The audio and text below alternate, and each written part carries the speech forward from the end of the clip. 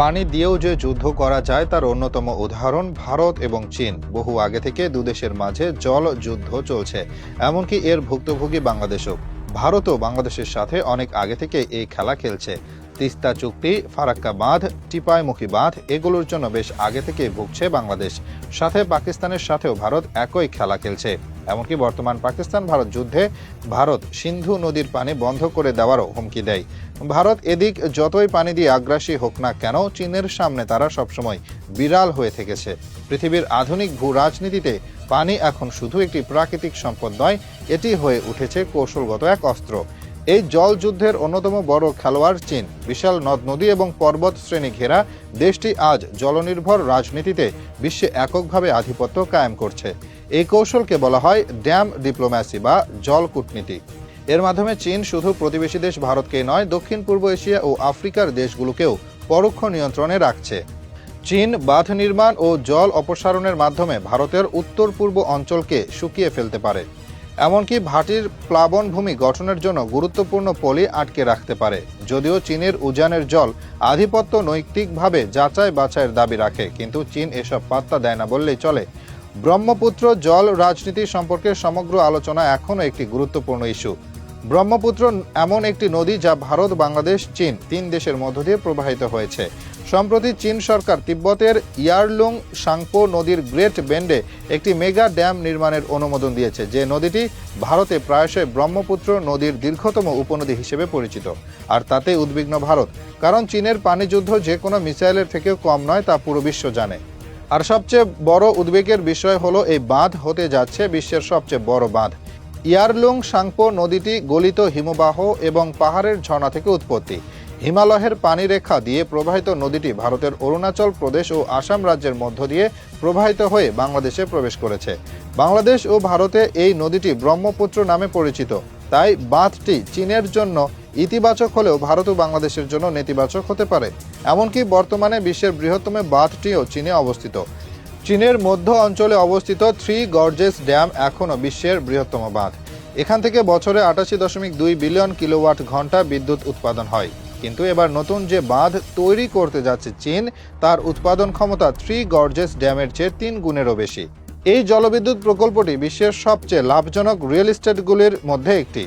এটিকে জলবিদ্যুৎ তৈরির জন্য ব্যবহার করার জন্য ইতিমধ্যে পরিকল্পনা গ্রহণ করা হয়েছে। সিয়াং ভারতের ব্রহ্মপুত্র নদীর 3টি প্রধান উৎসের মধ্যে একটি, যা এই ঘটনাকে উল্লেখযোগ্য উদ্বেগের কারণ করে তোলে। এই আশঙ্কাগুলি আরও জোরদার হয়েছে এই যে বাঁধটি ব্রহ্মপুত্রের প্রবাহ ও গতিপথ পরিবর্তন করতে পারে, পুষ্টিকর পলি আটকে ফেলতে পারে এবং ভারত ও বাংলাদেশে সুদূর প্রসারী প্রভাব ফেলতে পারে। তবে সবচেয়ে ভুগতে হতে পারে ভারতকে। ভারতের সঙ্গে সীমান্ত উত্তেজনার মধ্যে চীনের এই মেগা ড্যামকে ভূ রাজনৈতিক অস্ত্র হিসেবে দেখা হচ্ছে। যদিও এই প্রকল্পটি পূর্ব পরিকল্পিত, তাই বলা হচ্ছে আধিপত্য বিস্তারের জন্য ভূ রাজনৈতিক এজেন্ডার সঙ্গে এর কোনো যোগসূত্র নেই। গ্রেট বেন্ড 2003 সালে প্রথম দিকে জলবিদ্যুৎ উন্নয়নের জন্য চিহ্নিত করা হয়েছিল। তবে এটি প্রথম নয়। ভারতের বহু গুরুত্বপূর্ণ নদীর উৎস চীনের নিয়ন্ত্রণে থাকা তিব্বতে, আর সেগুলোর উপর রয়েছে চীনের বহু বাঁধ। এই বাঁধগুলোর কারণে ভারতের উত্তর পূর্বাঞ্চলে পানির প্রবাহ নিয়ন্ত্রিত হয়ে পড়ে। চীন চাইলে শুকনো মৌসুমে পানির সরবরাহ কমিয়ে দিতে পারে, আবার বর্ষায় হঠাৎ করে পানি ছেড়ে দিয়ে বন্যা পরিস্থিতি তৈরি করতে পারে। ইতিমধ্যেই অরুণাচল প্রদেশ ও আসামে এমন পরিণতি দেখেছে ভারত।